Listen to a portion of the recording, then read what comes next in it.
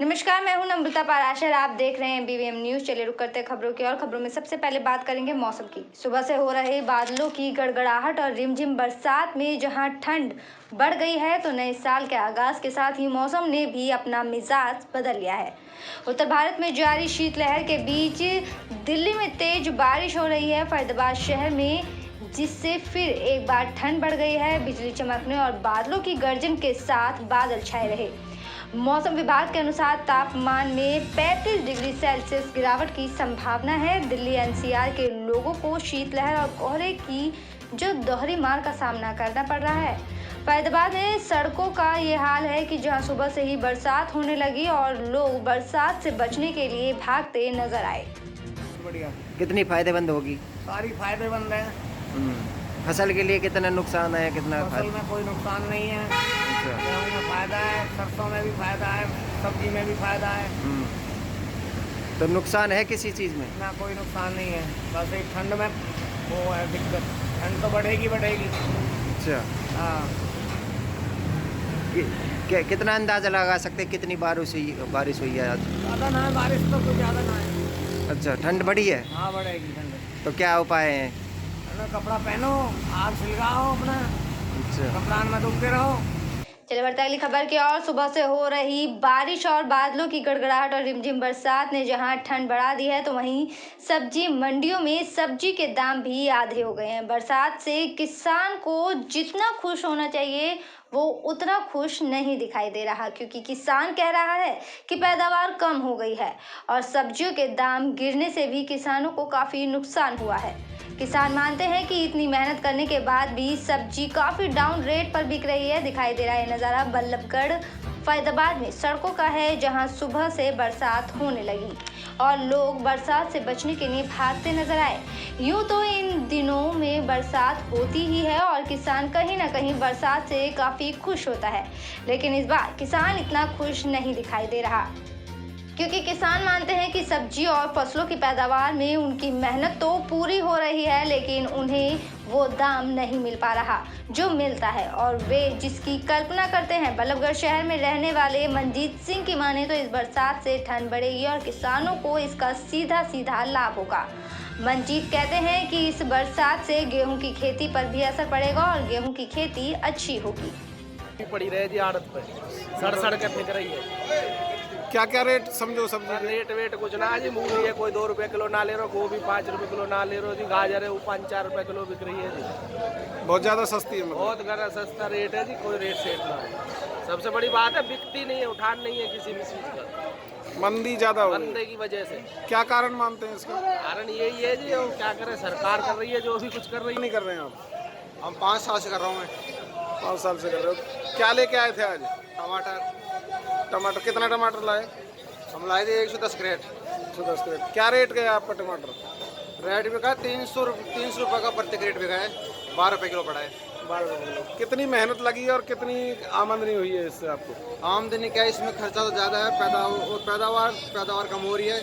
भाव दिन के दिन नीचे डाउन होते जा रहे हैं। डाउन हो रही है? हाँ जी। कितना खर्चा आया, कितनी मेहनत करी, क्या लगता है आपको? हमारी इस हिसाब से कुछ नहीं बच रहा इसके अंदर। कुछ नहीं बच रहा? हाँ, हम मेहनत करके बड़े हो रहे हैं। तो सस्ता। चलिए बढ़ते अगली खबर की ओर। जेल बंदियों के लिए काम करने वाली तिनका फाउंडेशन संस्था के सहयोग से तीनों जिलों की जेलों को कुल 21 महिला और पुरुष कैदियों को आरजी की ट्रेनिंग दी गई है। आपको बता दें कि फरीदाबाद की नीमका जेल में बंद करीब 2500 कैदियों को नए साल में रेडियो एफएम का तोहफा मिला है। जेल में बंद कैदियों के लिए काम करने वाली तिनका फाउंडेशन संस्था के सहयोग से जेल प्रशासन द्वारा खुद का एक रेडियो एफएम स्थापित किया जा रहा है, जिसके माध्यम से जेल में बंद सभी कैदी मनोरंजन कर सकेंगे। इतना ही नहीं, जहां कैदी अपनी फरमाइश के गाने सुन सकेंगे, तो वहीं स्वास्थ्य, कानूनी और ज्ञानवर्धक जानकारी ले सकेंगे। खास बात यह है कि एफएम को चलाने वाले रेडियो जॉकी भी बंद ही होंगे, जिन्हें रेडियो जॉकी की ट्रेनिंग तिनका फाउंडेशन संस्था द्वारा दी गई है। शुरुआत में हरियाणा की फरीदाबाद, पानीपत और अंबाला जिला जेलों में एफएम स्थापित होने जा रहा है, जिसकी तैयारियां लगभग पूरी कर ली गई है और अब रेडियो स्टेशन का नाम रखना बाकी रह गया है। नीमका जेल के सुपरिटेंडेंट जय किशन छिल्लर की माने तो एफएम को चलाने वाले रेडियो जॉकी भी कैदी ही होंगे, जिन्हें बकायदा तिनका फाउंडेशन संस्था द्वारा ऑनलाइन ट्रेनिंग दी गई है। उन्होंने बताया कि हरियाणा की डीजी के दिशा निर्देश पर फैजाबाद की नीमका जेल के अलावा अंबाला और पानीपत की जेल में भी इसी तरह के रेडियो एफएम स्थापित किए जा रहे हैं। इस मुद्दे पर जेल बंदियों के लिए काम करने वाली तिनका फाउंडेशन संस्था की फाउंडर वर्तिका नंदा ने बताया कि 2013 में तिहाड़ जेल में एफएम की शुरुआत हुई थी। उस समय वो तिहाड़ में कैदियों के लिए काम कर रहे थे। इसके बाद 2019 में जिला जेल आगरा में एफएम की शुरुआत हुई। 2013 में तिहाड़ जेल में पहली बार प्रिजन रेडियो की शुरुआत हुई। उस दिन मुझे मौका मिला था, मैं तिहाड़ में ही थी क्योंकि हम तिनका तिहाड़ पर काम कर रहे थे और तब ये लगा था कि जेलों के लिए अपना रेडियो होना चाहिए। 2019 में डिस्ट्रिक्ट जेल आगरा में एक रेडियो की शुरुआत की गई। ये जेल रेडियो बाकी जेल रेडियो से बहुत अलग था और तब हमने तिनका प्रिजन रिफॉर्म्स मॉडल पर काम करना शुरू किया। हाल के दिनों में ये तय किया कि अब हरियाणा की जेलों में रेडियो शुरू किया जाए, क्योंकि यहाँ किसी भी जेल में अब तक रेडियो नहीं है और 3 जेलों का चुनाव किया गया, central jail Ambala, district jail Panipat और डिस्ट्रिक्ट जेल फरीदाबाद। इन तीनों जेलों के बंदियों को एक नोट भेजा गया कि अब आपका एक ऑडिशन होगा। ऑडिशन के लिए बड़ी तादाद में बंदी जमा हुए और उसके बाद सिलेक्शन हुई। 21 बंदियों को चुनाव हुआ, इसमें 5 महिलाएं भी हैं। फिर हमने उनको जेल की ट्रेनिंग, रेडियो की ट्रेनिंग देनी शुरू की। खास बात यह है कि इनमें से कोई भी इनमेट इससे पहले किसी का रेडियो का कोई बैकग्राउंड नहीं था, इनफैक्ट जर्नलिज्म का कोई बैकग्राउंड नहीं था। इसमें कुछ निरक्षर थे और जो स्पीकर हैं उनका अरेंजमेंट किया हुआ है। वो सभी बैरकों के अंदर स्पीकर लगे होंगे और जेल के जो बंदी हैं वो अपना खुद का प्रोग्राम तैयार करके इसके ऊपर प्रसारित करेंगे। इसमें सभी बंदी रिपोर्टर की भूमिका भी अदा करेंगे और वो अलग अलग प्रकार का जो प्रोग्राम है वो चलाएंगे, चाहे उसमें शिक्षा का है, चाहे उसमें स्वास्थ्य के बारे में है, चाहे उसमें और महत्वपूर्ण जानकारी है। उसके साथ साथ जो बंदियों की जो फरमाइश है उसके अनुसार उनके जो गाने हैं वो भी प्रसारित इसके अंदर किए जाएंगे। तो रेडियो जॉकी जो होंगे वो कौन होंगे? रेडियो जॉकी हमारी जेल के ही बंदी हैं, जिनमें से 5 महिलाएं और 5 पुरुष। उनको बाकायदा ट्रेनिंग दिलवाई गई है ऑनलाइन। मैडम वर्तिका नंदा जी हैं जो कि तिनका फाउंडेशन की फाउंडर हैं, उनको ये ट्रेनिंग दिलवाई है, उनके माध्यम से ये ट्रेनिंग दिलवाई है। और हमारे जो डीजी साहब हैं के सालुराज जी, उनके दिशा निर्देश पर ही ये 3 जेल हमारी सिलेक्ट हुई हैं। चलिए खबरों में बात करेंगे अगली खबर की। बल्लभगढ़ के फतेहपुर बिल्लौच में जमीन को लेकर दलित परिवार का कहर देखने को मिला। दलित ने 2-3 मकानों को पूरी तरह से तोड़ दिया और उसमें रहने वाले लोगों को खुले आसमान के नीचे रहने को मजबूर कर दिया। पीड़ित परिवार का आरोप है कि पुलिस मौके पर थी और पुलिस पूरे प्रकरण में मूक दर्शक बनी रही। दलितों द्वारा किए गए हमले में स्वर्ण जाति के कई लोगों को चोटें आई हैं और जिन्हें स्थानीय अस्पताल में इलाज के लिए भर्ती कराया गया, लेकिन बाद में उन्हें डिस्चार्ज कर दिया गया। पुलिस अधिकारी इसे जमीनी झगड़ा बता रहे हैं और कह रहे हैं कि दोनों पक्षों की सुनवाई की गई, लेकिन अभी तक वे इस निष्कर्ष पर नहीं पहुंचे कि आखिर इस मामले में दोषी कौन है। तहसीलदार बल्लभगढ़ द्वारा इनकी सुनवाई की जाएगी और वहीं फैसला करके बताएंगे कि इस जमीन का असली मालिक कौन है। ये नज़ारा बल्लभगढ़ में फतेहपुर बिल्लौच गांव का है, जहां कुछ दलित परिवारों ने आपसी रंजिश में स्वर्ण जाति के लोगों को न केवल पीटा बल्कि उनके मकान को पूरी तरह से निस्तनाबूद कर दिया है। वहीं दूसरे पक्ष के लोगों का कहना है कि जमीन उनकी है, किस पर इन्होंने इस पर अवैध कब्जा किया हुआ है, जबकि 2003 से यहाँ बाबा साहब भीमराव अंबेडकर की मूर्ति लगी हुई है। पशुवाड़ा बना हुआ है, इस पे लोग कुछ झूठी शिकायतें करके प्रशासन को गुमराह करके हमारी ज़मीन को गलत तरीके से कब्जाना चाहते हैं और हमारे हरे पेड़ों को काटने की कोशिश करते हैं और हमारे कुछ पड़ोसियों के पेड़ इन्होंने काट भी दिए हैं। जो पेड़ काट रहे हैं ये कुछ अनुसूचित जाति के लोग हैं और वो लोग अपनी औरतों और बच्चों को आगे करके हमारे पेड़ों को काटने की कोशिश करते हैं, जिसके खिलाफ हमने अलग अलग विभाग में अलग अलग टाइम पे शिकायत दर्ज करा रखी है, जिसकी हर एक की रिसीविंग कॉपी हमने ले रखी है और इस ज़मीन का केस हम माननीय सुप्रीम कोर्ट तक जीत चुके हैं और जिसमें इन लोगों के सभी दावों को खारिज किया जा चुका है और वहाँ से आप देखोगे मेरे पास जो कागज़ हैं, वीडियो जब इन्होंने ये मूर्ति लगाई थी, सामने आप उस मूर्ति को देखेंगे तो वो डॉक्टर भीमराव अंबेडकर जी की मूर्ति है। तो पंचायत ने रेजोल्यूशन पास किया इस मूर्ति को हटवाने के लिए, और BDPO साहब ने SDM साहब से ड्यूटी मजिस्ट्रेट नियुक्त करने की मांग की कि इसको अवैध कब्जे को यहाँ से हटाया जाए। ठीक जी, लेकिन ये लोग बार बार मॉडिफाइड फैक्ट्स के थ्रू या गलत तरीके से CM विंडो पे अभी इन्होंने एप्लीकेशन लगाई है, उस पर गलत फैक्ट्स दिए हैं। और हम गए थे थाने, दलित समाज के लोग हैं जी, कम से कम 150-200। किस चीज़ को लेकर विवाद चल रहा है? विवाद कुछ भी नहीं है जी, इनकी पंचायत की जमीन है, उस पर इन्होंने वो भीमराव अम्बेडकर की मूर्ति लगा रखी है। तो उस पर हम भी चाहते हैं कि अभी ये अपना बाउंड्री करके अपना अलग कर लें, तो हमें भी छेड़ रहे हैं बार बार, क्योंकि हमारे पास कागज हैं पूरे कोर्ट के थ्रू। 122 फुट हमारी जहाँ तक है वहीं तक हम काबिज हैं, फिर भी हमको परेशान किया जा रहा है। हम ना झगड़ा कर रहे हैं, और आज भी हमने कोई झगड़ा नहीं किया है। हमारी सारी लक्कड़, हमारी सारी परातें और बर्तन भांडे सबको उठा के ले गए। हमारे पास सारी वीडियो हैं इनकी। मौके पर पुलिस बल पहुंचा है, एसीपी साहब पहुंचे हैं, एसीपी साहब ने आपसे बातचीत की है। बातचीत में क्या निकल के सामने आया है अभी तक? निकल के ये जी बातचीत से क्या हो रहा है, वो क्या जी 5 आदमी तुम आ जाना, 5 आदमी तुम आ जाना। ये एक समाज का इस ज़मीन पर ये कह रहे हैं कि हमारा क्लेम बनता है, और 4 परिवार और हैं जो इस ज़मीन पर अपना हक जता रहे हैं। इस बात को लेके झगड़ा हुआ था, फिलहाल शांति है। और कल पैमाइश के लिए और निशानदेही के लिए BDO साहब के सामने जो है अपना तहसीलदार साहब नियुक्त करेंगे, जैसे भी है वो कल सुनवाई होगी। जिस तरीके से दोनों पक्ष अपने अपने जो है दलील पेश कर रहे हैं, डॉक्यूमेंट कोर्ट के दिखाए हैं, क्या लगता है किसकी ज़मीन है? क्योंकि जो है सैनी समाज कह रहा है कि हम कोर्ट में केस जीत चुके हैं और ये हमारी पुश्तैनी ज़मीन है, तो क्या लगता है? और इधर वो सैनी जो दलित समाज है वो ये कह रहे हैं कि जी पंचायत देशामलत की ज़मीन है वो हमें दी गई है।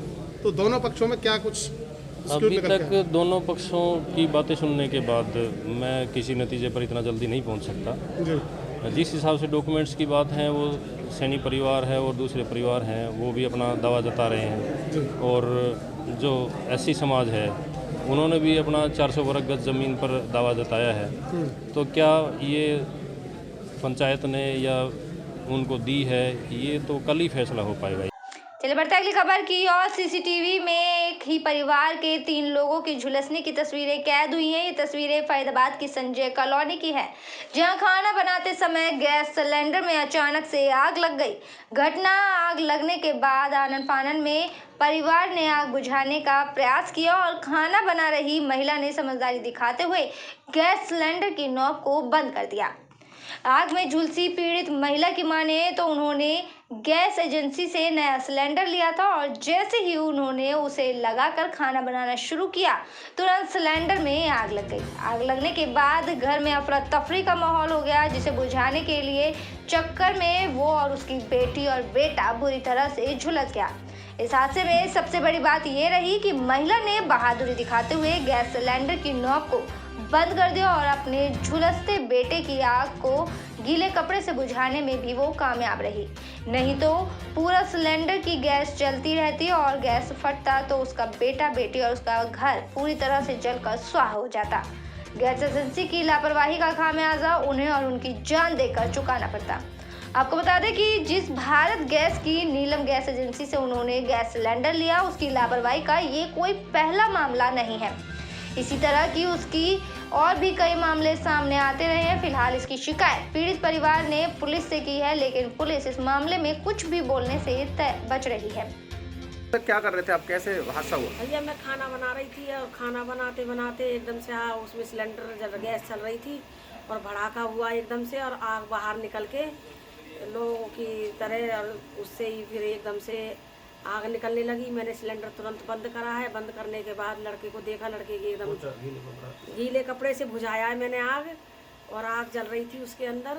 क्या कारण रहे जो आग लगी सिलेंडर में? ये भैया कल ही भरवाया था मैंने सिलेंडर गुप्ता जी से, और जब ही लगाई थी मैंने सिलेंडर, उसके बाद कौन सी कंपनी का सिलेंडर है? भारत गैस का है। कौन सी एजेंसी लगती है? ये एजेंसी 22 वाली नहीं, नीलम नहीं लगेगी जी, ये 22 वाली लगेगी। गली नंबर 26 में भारत गैस एजेंसी। हाँ, भारत गैस एजेंसी। क्या नाम है सर आपका? कन्हैया लाल जी। कन्हैया जी, क्या मामला था, आग लगी है, क्या था? ये जी कल 3 बजे सिलेंडर भरवाया था जी। सिलेंडर ये चूल्हा लगाया है जी शाम को 7 पौने 7 बजे, और जैसे ही सिलेंडर में चूल्हा जलाया है वैसे तुरंत आग लग गई। आग लगने के बाद धमाका हुआ। धमाका होते ही अड़ोसी पड़ोसी आए। कौन कौन थे उस टाइम घर में? घर में मेरे 2 बच्चे थे और बीवी थी। तो किस के कौन चपेट में आया आग से? दोनों बच्चे मेरे और उनकी मम्मी के पैर जल गए। दोनों बच्चों के पैर जले। किसकी लापरवाही मानते हो आप? ये भारत गैस थी। तो कहाँ पर एजेंसी है ये अपनी गली नंबर 26 में जी, नीलम भारत गैस एजेंसी। तो क्या उस दौरान कोई एजेंसी से आया, कोई कर्मचारी चेक करने? हमने 10 फ़ोन करे, किसी ने वो नहीं किया। हम जो गुप्ता जी हैं हमने उनको फ़ोन किया था। उन्होंने बोला आग लग गई तो बुझ गई। बोला हाँ जी। कोई मरा हो रहा तो नहीं है? बोला नहीं जी। उन्होंने ऐसे बदतमीजी से हमारे को फ़ोन पे बदतमीजी करी और हमने कईयों को ऑफिस में भी 20 आदमियों को फ़ोन किया। लास्ट में मैंने मालिक को फ़ोन किया। शिकायत दी है आपने पुलिस को? पुलिस को शिकायत करी थी जी रात को। तो क्या किस प्रकार की कार्रवाई? कार्रवाई सिलेंडर हमारा ले गए थे जी। अब वो सिलेंडर वगैरह हम रात को लेके आए थे जी। मजबूरी थी हमारी घर में खाना बनाने के लिए जी। और भट्टी पे हमारा खाना बन रहा है जी। हमारे को इनसे बहुत ज़्यादा लापरवाही है जी इन लोगों की। नहीं कभी भी घर पे डिलीवरी। पहले खबरों में बात करेंगे भवानीखेड़ा की। भवानीखेड़ा क्षेत्र के गांव ढाड़ी कुशाल के पास भिवानी हांसी के रोड पर ट्रक गाड़ी व स्कूटी आपस में उनकी टक्कर हो गई, जिसमें स्कूटी सवार 2 भाई गंभीर रूप से घायल हो गए। घायलों को उपचार के लिए हांसी के सिविल अस्पताल में भर्ती कराया गया। घायल स्कूटी सवारों की पहचान 17 साल के दीपक और 23 साल के साहिल के रूप में हुई है। दोनों घायल बरवाला के रहने वाले हैं। हादसे में घायल दीपक ने बताया कि वो दोनों भाई स्कूटी पर सवार होकर बरवाला से दादरी अपनी बहन से मिलने जा रहे थे। जैसे ही वे हांसी से भिवानी रोड पर पहुंचे, एक ट्रक ने एक गाड़ी को टक्कर मारी, जिसके कारण गाड़ी अनियंत्रित होकर उनकी स्कूटी से जा टकराई और उन्हें चोटें आई। मौके पर मौजूद गाड़ी चालक ने उन्हें एम्बुलेंस में बिठाकर उपचार के लिए भेजा और नागरिक अस्पताल में भर्ती कराया। थोड़ी देर पहले यहाँ पर कंट्रोल रूम से थाने में सूचना प्राप्त हुई थी कि ढाणी कुशाल के पास है ना एक्सीडेंट हो चुका है। मौके पर आकर चेक किया गया तो ट्रक वाले ने ना अपनी रोंग साइड में आकर एक कार और एक स्कूटी है उसके अंदर सीधी टक्कर मार दी। स्कूटी जो चालक है उसका कुछ चोट लगी, जिसको अस्पताल के अंदर पहुँचा दिया गया है। नाम पता नहीं चला है भाई स्कूटी चालक कहाँ का रहने वाला था। जैसे भी सूचना थाने में प्राप्त होगी थी, आगामी कार्रवाई अमल में लाई जाएगी। ट्रक वाले ने कोई नशा वगैरह किया हुआ था? नहीं, ऐसी कोई शख्स मतलब दिखाई नहीं दिया कोई नशा वगैरह किया हुआ था, लेकिन जांच के अंदर पता चल जाएगा जो भी कार्रवाई होगी। मेरे साथ खबरों में फिलहाल इतना ही। आप बने रहिए BVM न्यूज़ के साथ। फिलहाल मुझे दीजिए इजाज़त। नमस्कार।